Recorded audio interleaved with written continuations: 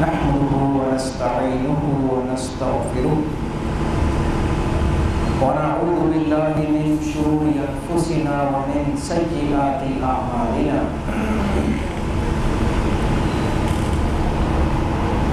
أعوذ بالله من الشيطان الرجيم بسم الله الرحمن الرحيم أأنتم أشد خلقا أم السماء بناها رفع سمكها فسواها وأغطش ليلها وأخرج ضحاها والأرض بعد ذلك دحاها أخرج منها ماءها ومرعاها والجبال أرساها متاعا لكم ولأنعامكم فإذا جاءت الطامة الكبرى يوم يتذكر الإنسان ما سعى وبرزت الجحيم لمن يرى فأما من طغى وآثر الحياة الدنيا فإن الجحيم هي المأوى وأما من خاف مقام ربه ونهى النفس عن الهوى فإن الجنة هي المأوى يسألونك عن الساعة أيان مرساها فيما أنت من ذكراها إلى ربك منتهاها إنما أنت منذر من يخشاها كأنهم يوم يرونها لم يلبثوا إلا عشية أو ضحاها صدق الله العظيم رب اشرح لي صدري ويسر لي أمري واحلل عقدة من لساني يفقهوا قولي. پچھلی مرتبہ ہم نے سورۃ النازعات کا پہلا رکوع مکمل کیا تھا. آج انشاءاللہ ہم اس کا دوسرا رکوع پڑھ رہے ہیں. یہ عامہ پارہ کی دوسری صورت ہے. عامہ پارہ کی پہلی صورت سورۃ النبأ اور پھر دوسری صورت سورۃ النازعات ہے. اور سورۃ النازعات کا بھی وہی موضوع ہے جو اس پورے عامہ پارہ کا موضوع ہے، اور وہ ہے آخرت کی یاد دہانی. آخرت کی یاد دہانی کیا مطلب؟ کہ یہ دنیا کی زندگی جو ہم جی رہے ہیں یہ اصل نہیں، یہ ہمیشہ کے لیے نہیں، بلکہ ایک امتحان کے لیے. اصل زندگی وہ ہوگی جو مرنے کے بعد شروع ہوگی. اصل زندگی وہ ہے کہ جو ہم نے کمانی ہے، جس کے لیے محنت کرنی ہے. مرنے کے بعد حساب کتاب ہوگا، اور جو نیک ہیں ان کو اچھا بدلہ ملے گا، جو برے ہیں ان کو سزا ملے گی. یہ وہ بات ہے جو جس پر ایمان لانا ہے. یہ وہ بات ہے کہ جو ہمارے سامنے نہیں. ہم تو یہ زندگی گزار رہے ہیں، مرنے کے بعد پتہ چلے گا کہ جو زندگی ہم گزار رہے تھے اصل میں وہ ہمارا امتحان تھا. اور ہم یہ بات کر رہے ہیں کانٹیکسٹ میں کہ جب قرآن حکیم کی یہ آیات نازل ہو رہی تھی اس وقت مکے والے کیا سوچتے تھے، کیا ان کا عقیدہ تھا، کیا ان کے مسائل تھے. اور اس سے بہت کچھ سملر ہے آج ہمارے حالات میں.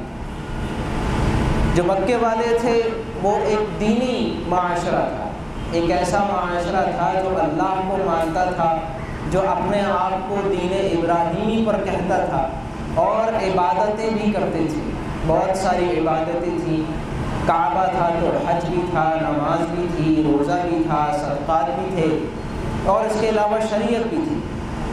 جو دین ابراہیم علیہ السلام اور اسماعیل علیہ السلام نے انہیں سکھایا تھا اس کی کچھ چیزیں باقی رہ گئی تھیں، اور وہ تھا اس وقت کا دین. اور کچھ چیزیں اس میں سے نکل گئی تھیں، اور شیطان یہی کام کرتا ہے کہ انسان کو نقصان پہنچاتا ہے، اس میں سے اہم چیزیں مائنس کر دیتا ہے۔ تو شیطان نے 2 چیزیں مائنس کر دی۔ شیطان نے ابراہیم علیہ السلام اور اسماعیل علیہ السلام کے سکھائے ہوئے دین میں سے 2 چیزیں نکال دی، ایک ہے توحید اور ایک ہے آخرت۔ توحید نکال دی ہے کہ لوگوں نے بت بنا لیے اور اللہ کے علاوہ دوسرے بتوں سے محبت، دوسرے بتوں کی عبادت، اور آخرت کو نکال دیا۔ آخرت ان کے لیے ایسی بھولی ہوئی چیز ہو گئی کہ جب قرآن ان کو یاد دلا رہا ہے تو انہیں یاد بھی نہیں آ رہا کہ یہ بھی دین کا کچھ حصہ تھا، اس قدر دور ہو چکے تھے آخرت سے۔ اب قرآن حکیم میں یہ جو صورتیں ہیں اس میں ان کو یاد دلایا جا رہا ہے اور آخرت کے دلائل دیے جا رہے ہیں، اور اس میں جو کلیدی رول ہے، بہت امپورٹنٹ رول ہے، وہ ہے رسول کا، محمد الرسول اللہ صلی اللہ علیہ وسلم، کہ یہ ساری خبریں ان کو دے کون رہا ہے؟ ان کو دے رہے ہیں آپ صلی اللہ علیہ وسلم۔ لہٰذا رسول اللہ صلی اللہ علیہ وسلم کا انکار کرتے، آپ صلی اللہ علیہ وسلم کے مخالف ہو جاتے، کیونکہ آپ صلی اللہ علیہ وسلم انہیں ایک ایسی بات بتا رہے ہیں جو ان کی انڈرسٹینڈنگ کے خلاف ہے۔ جس چیز کو وہ دین سمجھتے ہیں اور ہزاروں سال سے سمجھتے آ رہے ہیں، اس کے اندر بڑے بڑے چیزوں کی کمی ہے، آخرت کی، توحید کی، جسے رسول اللہ صلی اللہ علیہ وسلم آ کر صحیح کرنے کی کوشش کر رہے ہیں مگر مخالفت کی جا رہی ہے۔ لہٰذا ساتھ ساتھ ایک اور بات چل رہی ہوتی ہے، ایک جھگڑا چل رہا ہوتا ہے، ایک لڑائی چل رہی ہوتی ہے، بحث چل رہی ہوتی ہے مکہ میں، جس کی عکاسی قرآن حکیم کر رہا ہوتا ہے، اور وہ ہے رسول کی مخالفت۔ لہٰذا اللہ سبحانہ و تعالیٰ مثالیں دیتے ہیں کہ آپ صلی اللہ علیہ وسلم سے پہلے جو رسول آئے، مثلاً موسیٰ علیہ السلام فرعون کے پاس آئے، تو کیا ہوا مخالفین کا؟ سورۃ النازعات کے پہلے رکوع میں ہم نے یہ بات پڑھی۔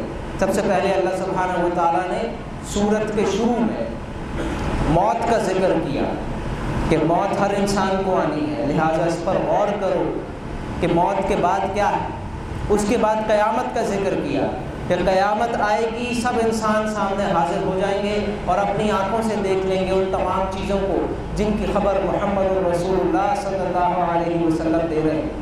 اور پھر اس کے بعد موسیٰ علیہ السلام اور فرعون کا ذکر کیا کہ فرعون نے رسول کا انکار کیا، لہٰذا اللہ نے اسے عبرت کا نشان بنا دیا۔ اب یہاں سے دوسرے رکوع کا آغاز ہے، اور اس میں جو انداز ہے وہی ہے جو ہم نے پچھلی صورت میں بھی دیکھا تھا کہ چیزوں کو پوائنٹ آؤٹ کیا جا رہا ہے کہ تم غور کرو جس دنیا میں تم جی رہے ہو اس کو اللہ نے کیسا بنایا ہے، اس کو اللہ سبحانہ و تعالیٰ نے کیسے ڈیزائن کیا ہے، جس سے تمہیں پتہ چلے گا کہ یہ بے مقصد نہیں اور ایک آخرت کی زندگی ہونی چاہیے جس میں حساب ہو۔ اعوذ باللہ من الشیطان الرجیم، بسم اللہ الرحمن الرحیم۔ اَأَنْتُمْ أَشَدُّ خَلْقًا أَمِ السَّمَاءُ بَنَاهَا، تو کیا تم زیادہ سخت تر ہو پیدا کرنے میں یا آسمان؟ اللہ نے آسمان کو بنایا، یعنی کیا انسان کو پیدا کرنا مشکل ہے یا آسمانوں کو پیدا کرنا مشکل؟ یہ ہے سوال۔ اَأَنْتُمْ أَشَدُّ خَلْقًا، کیا تمہیں بنانا زیادہ مشکل ہے، ام السماء یا آسمان؟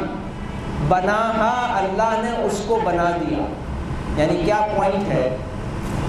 پوائنٹ یہ ہے کہ مکے والے یہ کہہ رہے ہیں کہ ایک مرتبہ جب انسان مر جاتا ہے، اس کو دفنا دیا جاتا ہے، اس کی ہڈیاں بھی سوکھ کے چورا ہو جاتی ہیں، تو کیسے اللہ اس کو دوبارہ پیدا کر سکتا ہے؟ یہ ہے ان کا اعتراض۔ اور اللہ سبحانہ و تعالیٰ فرما رہے ہیں کہ اللہ کے لیے کوئی مشکل بات نہیں کہ وہ سوکھی ہوئی ہڈیوں سے دوبارہ انسان پیدا کر دے۔ اللہ کے لیے کوئی مشکل بات نہیں کہ سوکھی ہوئی ہڈیوں سے دوبارہ انسان کو پیدا کر دے۔ کیا تمہیں دوبارہ پیدا کرنا زیادہ مشکل کام ہے یا آسمان کو بنانا؟ اَأَنْتُمْ أَشَدُّ خَلْقًا أَمِ السَّمَاءُ، بناہا، اللہ نے اس کو بنایا۔ اب قرآن حکیم میں لفظ آتا ہے سما۔ سما کا ویسے لفظی معنی ہے جو بھی چیز اوپر ہے، ہر وہ چیز جو ہمارے اوپر ہے وہ آسمان ہے، سما۔ تو پہلے کا انسان آسمان کو کیا سمجھتا تھا؟ پہلے کا انسان آسمان کو سمجھتا تھا کہ یہ جیسے گنبد ہوتا ہے، وہ سمجھتا تھا کہ دنیا فلیٹ ہے اور اس کے اوپر ایک گنبد ہے آسمان۔ جیسے ہم کبھی مسجد کے گنبد کے نیچے کھڑے ہوں تو ہمیں ایسے گولائی میں نظر آئے گا اس کا گنبد، اس کا سینٹر پارٹ سب سے اونچا ہوتا ہے اور سائڈوں سے وہ زمین سے ٹکرا رہا ہوتا ہے، فرش سے ٹکرا رہا ہوتا ہے۔ تو پہلے کا آدمی آسمان کو یہ سمجھتا ہے کہ یہ ایک گنبد ہے جو زمین کے اوپر ہے۔ لہٰذا قرآن حکیم میں اسی طرح کے الفاظ استعمال کیے گئے ہیں تاکہ انہیں وہ جس چیز کو بھی دیکھ رہے ہیں، جتنی بھی ان کی سمجھ ہے، اس کو اپریشیٹ کر سکیں۔ لیکن بعد میں انسانی علم وہ بڑا ہے اور انسان نے اس بات کو سمجھا ہے کہ دنیا گول ہے، دنیا فلیٹ نہیں ہے، اور آسمان کے کئی لیئرز ہیں۔ ایک تو وہ ہے کہ جو اس کا ایٹماسفیئر ہے، ایک امیجیٹ ایٹماسفیئر ہے، اس میں بھی کئی لیئرز ہیں۔ ایک لیئر ہے جس پہ بادل ہیں، ایک لیئر ہے جو نظر بھی نہیں آتا، اوزون لیئر ہے، اور اس کے بعد اوپر جا کر سولر سسٹم ہے، اور اس کے بعد گیلیکسیز کا سسٹم ہے۔ تو بہت ساری لیئرز ہیں۔ ہم یہاں سے بیٹھ کے اگر اوپر دیکھیں جو کچھ ہمارے اوپر ہے تو ہمارے اوپر کیا ہے؟ ہمارے اوپر تو سب کچھ ہے، گیلیکسیز بھی ہیں، سارا یونیورس ہے۔ تو یہاں مراد ساری یونیورس بھی لی جا سکتی ہے۔ اسی طریقے سے قرآن میں بعض اوقات سماوات یا سبع سماوات، 7 آسمان یا کئی آسمان کا ذکر آتا ہے۔ تو اس کے بارے میں علماء یہی بیان فرماتے ہیں کہ اس کے کئی مطلب ہو سکتے ہیں، اور جیسے جیسے انسان کا علم بڑھے گا انہیں یہ بات زیادہ سمجھ آئے گی۔ لیکن اس آیت کو دیکھا جائے، اور یہی قرآن حکیم کا معجزہ ہے کہ اس دور کے انسان کے لیے بھی ریلیونٹ تھا اور اس دور کے انسان کے لیے بھی ریلیونٹ ہے۔ اس دور کا انسان جو آسمان کو سمجھ رہا تھا تو یہ آیت نے جو بات سمجھانی تھی وہ سمجھا دی۔ انتم اشد خلقا ام السماء، کیا تمہیں بنانا زیادہ مشکل کام ہے یا آسمان کو؟ اور ان کے نزدیک وہ بہت بڑی تعمیر تھی، ایک چھت تھی، اور انسان جو چیزیں بناتا ہے، چھت بناتا ہے، اس کو پتہ ہے چھت بنانا کتنا مشکل کام ہوتا ہے، اور اتنی بڑی چھت بنانا بغیر کسی پلر کے تو یہ کتنا مشکل کام ہوگا۔ اور آج ہمیں یہ بات معلوم ہے کہ گیلیکسیز کا ہونا، انسان کی کیا سائز ہے، انسان کی یہ ارتھ کا کیا سائز ہے، انسان جس سولر سسٹم میں ہے اس کا کیا سائز ہے، اور جو گیلیکسیز ہیں ان کا کیا سائز ہے۔ تو کیا تمہیں بنانا زیادہ مشکل کام ہے یا آسمان کا؟ انتم اشد خلقا ام السماء بناہا، اللہ نے اس کو بنایا، رفع سمکہا فسواہا، اللہ نے اس کی چھت کو بلند کر دیا اور پھر اسے ٹھیک ٹھاک کر دیا۔ تو پہلے کا انسان سم کہا، رفع سم کہا، اللہ نے اس کی چھت کو اونچا کر دیا۔ اس سے کیا سمجھے گا؟ جیسے کوئی مسجد کا گنبد بنایا جاتا ہے، چھت بنائی جاتی ہے، اس کو اونچا کیا جاتا ہے۔ تو اللہ نے آسمان کو بہت اونچا کر دیا۔ اور آج ہمیں پتہ ہے کہ یونیورس کی تو کوئی لمٹ ہی نہیں، ہمیں یونیورس کا اینڈ ہی نہیں معلوم کہ یونیورس کی چھت کہاں ہے، اینڈ کہاں ہے، باؤنڈریز کہاں ہے۔ رفع سم کہا، ہم نے اس کی باؤنڈریز کو بہت دور کر دیا، بہت بلند کر دیا۔ فسواہا، اور پھر اسے ٹھیک ٹھیک بنا دیا۔ سواہا کا مطلب ہوتا ہے کسی چیز کو بیلنس کر دینا، کسی چیز کو بالکل بیلنس کر کے بنانا۔ کوئی ایک چیز زیادہ بڑی ہو جائے، زیادہ موٹی ہو جائے، زیادہ بھاری ہو جائے تو بیلنس آؤٹ ہو جائے۔ اور ہمیں یہ بات معلوم ہے کہ گیلیکسیز کا جو پلانٹس کا سسٹم ہے وہ ان کے سائز کے وجہ سے اپنی اپنی جگہ پر ہے۔ ہر چیز کو ایک بیلنس عطا کیا ہے جس کو کاسمک بیلنس کہا جاتا ہے۔ صرف سائز ہی میں نہیں، اٹریکشن فورسز میں بھی بیلنس ہے۔ جیسے یہ دنیا ہے، سورج کے ارد گرد گھوم رہی ہے، اور یہ چاند ہے جو دنیا کے ارد گرد گھوم رہا ہے اور ہزاروں لاکھوں سال سے ایک ہی ڈسٹینس میں گھوم رہا ہے۔ اس کی وجہ کیا ہے کہ ہر چیز بیلنسڈ ہے۔ تو فرمایا کہ اَأَنْتُمْ أَشَدُّ خَلْقًا أَمِ السَّمَاءُ بَنَاهَا، تو کیا تمہیں دوبارہ زندہ کرنا، تمہیں تمہاری قبروں سے نکال کر سوکھی ہوئی ہڈیوں کو دوبارہ پیدا کر دینا کوئی مشکل کام ہے، یا آسمان کو بنانا مشکل کام ہے؟ بناہا، اللہ نے اس کو بنایا، رفع سمکہا فسواہا، اس کی چھت کو، اس کی بلندیوں کو اونچا کیا اور اس میں بیلنس پیدا کیا، وَأَغْطَشَ لَيْلَهَا وَأَخْرَجَ ضُحَاهَا، اور تاریک کر دیا اس کی رات کو اور روشن کر دیا اس کے دن کو۔ یعنی اللہ نے انسانوں کی زندگی کے لیے، جینے کے لیے دن اور رات بنائے تاکہ دن میں کام کر سکے، رات کو آرام کر سکے۔ وَالْأَرْضَ بَعْدَ ذَلِكَ دَحَاهَا، اور زمین اس کے بعد اللہ نے بچھائی۔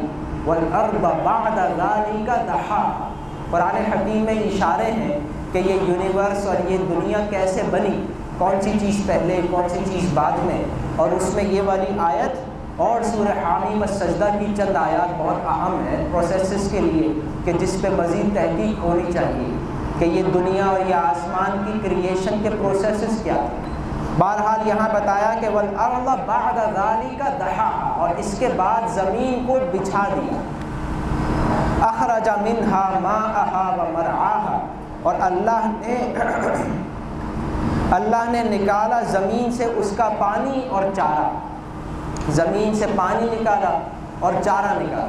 پانی ہے جس سے زندگی ہے، اور چارہ یعنی کہ ہر وہ چیز جو زمین سے اگتی ہے، پھل پودے ہوں اور سبزیاں ہوں اور جانوروں کا چارہ ہو۔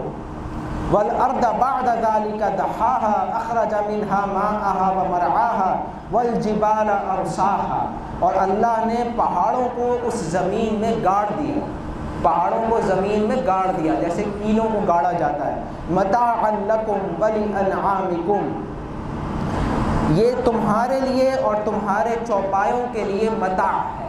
متاعا لکم، متاع کہتے ہیں گزرانے سفر کو، ٹریولنگ بیگ ہوتا ہے، سوٹ کیس بناتا ہے انسان، کئی سفر کے لیے جا رہا ہوتا ہے تو اس میں وہ جو سامان رکھتا ہے وہ متاع ہے، وہ دیکھتا ہے میرے کتنے دن کا سفر ہے، کتنے دن کا اسٹے ہے، اسی لحاظ سے چیزیں بنائی جاتی ہیں۔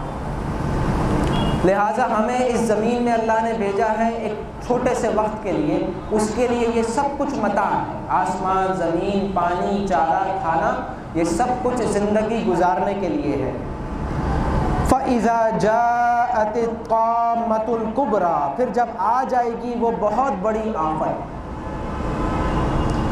فَإِذَا جَاءَتِ الطَّامَّةُ الْكُبْرَى، جب وہ آ جائے گی ایسی آفت جو ہر چیز کو گھیر لے، سب سے بڑی آفت، جب سور پھونکا جائے گا اور زلزلہ ہوگا۔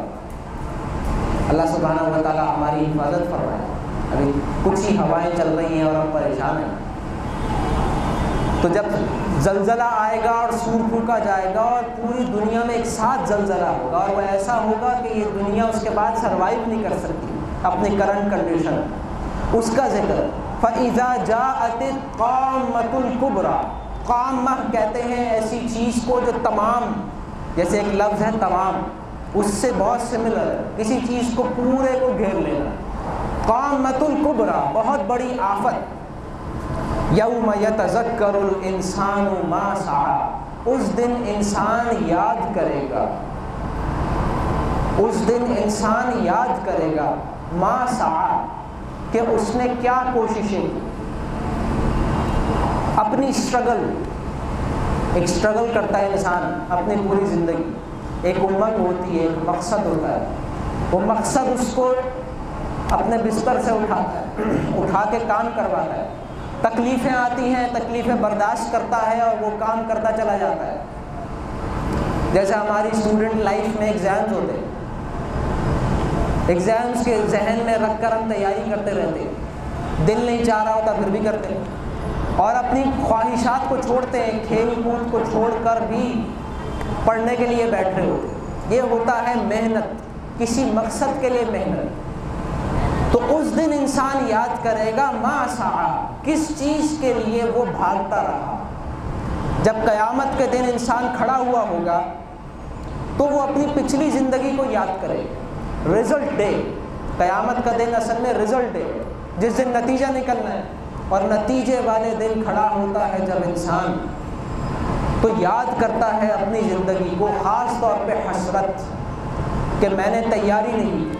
قیامت کے دن انسان یاد کرے گا کہ کہاں زندگی گزار دی۔ یوم یتذکر الانسان، اس دن انسان یاد کرے گا ما سعی، کس چیز کے لیے بھاگتا تھا۔ سعی کہتے ہیں نا جو صفا اور مروہ میں چکر لگائے جاتے ہیں، حج میں اور عمرے میں 7 چکر لگائے جاتے ہیں صفا اور مروہ پہاڑی کے درمیان، اس کو کہتے ہیں سعی، کوشش۔ کس چیز پہ کوشش؟ کہاں لائنیں لگی ہوئی ہیں؟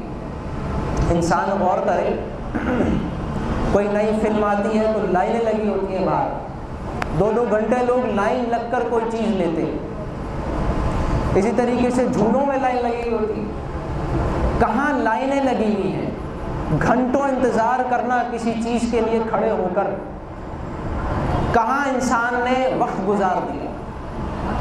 رسول اللہ صلی اللہ علیہ وسلم نے فرمایا، عن ابن مسعود رضی اللہ تعالی عنہ عن النبی صلی اللہ علیہ وسلم، عبداللہ ابن مسعود رضی اللہ تعالی عنہ نے فرمایا کہ آپ صلی اللہ علیہ وسلم نے فرمایا، لا تزول قدم ابن آدم یوم القیامت عند ربہ حتی یسأل عن 5، کہ بندے کے قدم نہیں ہل سکیں گے قیامت کے دن اللہ کے سامنے جب تک 5 سوال کے جواب نہ دے دے۔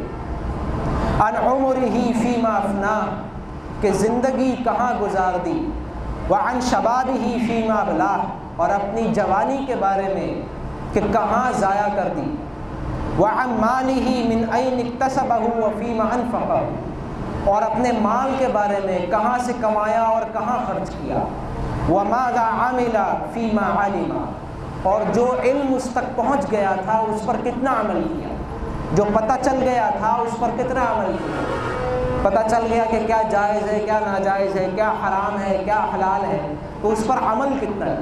جب تک یہ 5 سوال کے جواب بندہ نہیں دے گا قیامت کے دن قدم نہیں ہل سکیں گے، خلاصی نہیں ہو۔ تو فرمایا یوم یتذکر الانسان ما سعی، اس دن انسان یاد کرے گا کہ اس نے کہاں کوششیں کی، کہاں وقت گزار دیا، کن کاموں میں زندگی گزار دی۔ وَبُرِّزَتِ الْجَحِيمُ لِمَنْ يَرَى، اور ظاہر کر دی جائے گی جہنم ہر اس شخص کے لیے جو دیکھتا ہے، ہر دیکھنے والے کو جہنم نظر آ جائے گی۔ فَأَمَّا مَنْ طَغَى وَآثَرَ الْحَيَاةَ الدُّنْيَا فَإِنَّ الْجَحِيمَ هِيَ الْمَأْوَىٰ وَأَمَّا مَنْ خَافَ مَقَامَ رَبِّهِ وَنَهَى النَّفْسَ عَنِ الْهَوَىٰ فَإِنَّ الْجَنَّةَ هِيَ الْمَأْوَىٰ۔ اب یہ آیات ہیں جس میں اللہ سبحانہ و تعالیٰ نے پورا خلاصہ بیان کر دیا ہے کہ جنتی کون ہے، جہنمی کون ہے۔ فَأَمَّا مَنْ طَغَىٰ، جس نے طغیانی کی، جس نے ٹرانسگریشن کیا، ٹرانسگریس کرنے مطلب باؤنڈریز کو ٹرانسگریس کرتا ہے، انسان اپنی حدود سے تجاوز کرتا ہے۔ طغیانی اسی کو کہتے ہیں کہ دریا جو ہے وہ اپنے حدود سے باہر آ جائے تو فلڈ آ جاتا ہے۔ اسی طریقے سے ایک انسان ہے، اس کی حدود ہیں کہ وہ اللہ کا بندہ ہے، اسے اللہ نے پیدا کیا ہے لہٰذا وہ اللہ کا بندہ ہے، اسے اللہ کا حکم ماننا ہے، اگر غلطی ہو جائے تو معافی مانگنی، یہ ہے اللہ کا بندہ۔ حدود سے تجاوز کرنا کیا ہے کہ انسان اپنی مرضی چلائے، انسان اپنے مرضی چلائے اور اللہ کا حکم نہ مانے، اور پھر جو غلطی کرے اس پر بھی اصرار کرے، اس پر بھی کہے کہ میں یہ تو کروں گا، یہ ہے حد سے تجاوز کرنا۔ پھر یہ کہ دوسرے کی عزت، دوسرے کا مال، ایک ہے میرا مال اور ایک ہے دوسرے کا، تو دوسرے کا عزت، جان، مال، اس کو پامال کرنا، دوسرے کو تکلیف پہنچانا، اس کا حق ادا نہ کرنا، اس کی بے عزتی کرنا، یہ ہے اپنی حدود سے تجاوز۔ فَأَمَّا مَنْ طَغَىٰ وَآثَرَ الْحَيَاةَ الدُّنْيَا، اور دنیاوی زندگی کو ترجیح دی، دنیاوی زندگی کو پریفر کیا۔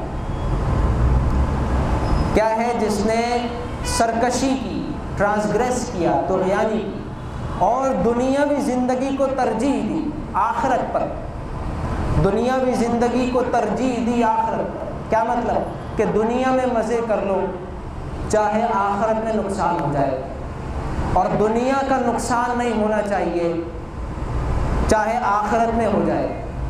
اور آخرت کے جو مزے ہیں، جو جنت ہے، اس کو حاصل کرنے کے لیے دنیا کا نقصان برداشت نہ کیا جائے، یہ ہوگا۔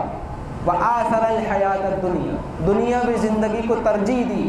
فإن الجحیم ہی المأوی، تو جہنم ہی ایسے لوگوں کا ٹھکانہ ہے۔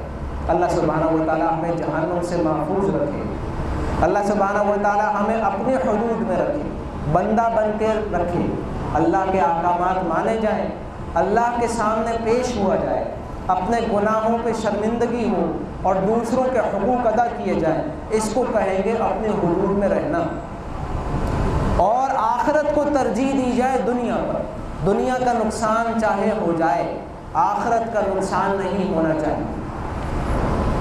وَأَمَّا مَنْ خَافَ مَقَامَ رَبِّهِ، اور جو ڈرا اپنے رب کے سامنے کھڑا ہونے سے، جو ڈرا اپنے رب کے سامنے کھڑا ہونے سے۔ وَأَمَّا مَنْ خَافَ مَقَامَ رَبِّهِ، رب کے سامنے کھڑے ہونے سے ڈرنا۔ کیا مطلب یہ کہ قیامت کے دن اللہ کے سامنے کھڑے کر کر جو 5 سوال کیے جائیں گے، اس کا انسان آج جواب دے دے، دنیا کی زندگی ایسے گزارے، ہر وقت یہ دیکھے کہ میں اللہ کو کیا جواب دوں۔ انسان اپنی زندگی کے فیصلے اگر اس طرح سے کر لے کہ اللہ کو میں کیا جواب دوں گا، تو اس کو کہیں گے وَأَمَّا مَنْ خَافَ مَقَامَ رَبِّهِ، جو ڈرتا رہا اپنے رب کے سامنے کھڑا ہونے سے۔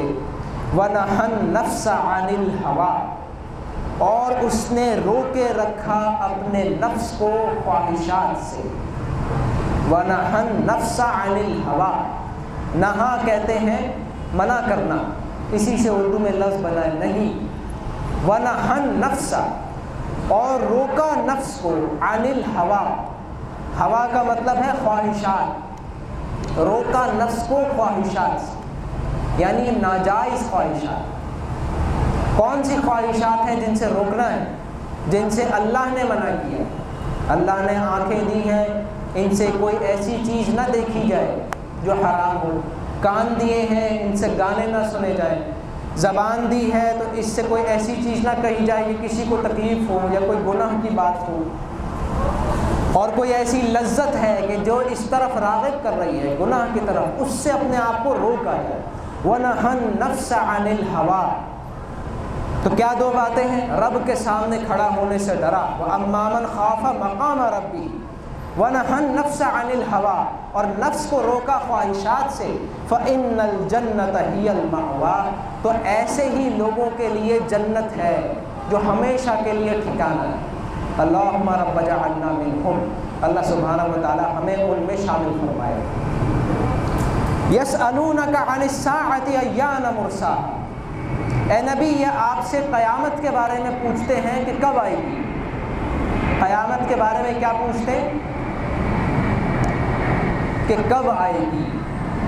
حالانکہ صحیح سوال کیا ہونا چاہیے کہ قیامت آنے والی ہے لہٰذا میں کیا کروں۔ صحیح سوال کیا ہونا چاہیے؟ قیامت آنے والی ہے تو مجھے کیا کرنا چاہیے۔ اور غلط سوال کیا ہے کہ قیامت کب آئے گی۔ اسی طریقے کا ایک سوال ایک شخص نے کیا آپ صلی اللہ علیہ وسلم سے کہ قیامت کب آئے گی، تو آپ صلی اللہ علیہ وسلم نے فرمایا کہ تم نے اس کے لیے تیاری کیا کی۔ اسی طریقے سے حدیث جبریل کہ اللہ سبحانہ و تعالیٰ نے جبریل علیہ السلام کو بھیجا انسانی شکل میں، انہوں نے آپ صلی اللہ علیہ وسلم سے کچھ سوالات کیے تاکہ لوگوں کی ہدایت ہو جائے جو لوگ بیٹھے۔ پہلا سوال یہ تھا کہ اسلام کیا ہے، دوسرا سوال تھا ایمان کیا ہے، تیسرا سوال تھا احسان کیا ہے، اور چوتھا سوال تھا قیامت کب آئی، جس کا جواب آپ صلی اللہ علیہ وسلم نے فرمایا کہ جو جتنا تمہیں معلوم ہے اتنا ہی مجھے معلوم ہے، جتنا پوچھنے والے کو معلوم ہے اتنا ہی مجھے معلوم ہے، یعنی کسی کو نہیں معلوم۔ پھر انہوں نے پوچھا کہ پھر قیامت کی نشانیاں کیا، تو آپ صلی اللہ علیہ وسلم نے کچھ نشانیوں کو بیان فرمایا۔ یعنی قیامت کب آئے گی یہ ایک ایسا سوال ہے جس کا جواب جبریل علیہ السلام کو بھی نہیں پتہ، मुहम्मद रसूलुल्लाह सल्लल्लाहु अलैहि वसल्लम को भी नहीं पता। ये वो सवाल है कि क़यामत कब आई। तो फरमाया कि यसअलूनका अनिस्साअति अय्याना मुरसाहा, ये आपसे पूछते हैं क़यामत के बारे में। क़यामत जो उर्दू में हम कहते हैं, उसके लिए कुरान में जो लफ्ज़ आता है वो है अस्साआ। यसअलूनका अनिस्साआ, ये आपसे पूछते हैं अस्साआ के बारे में।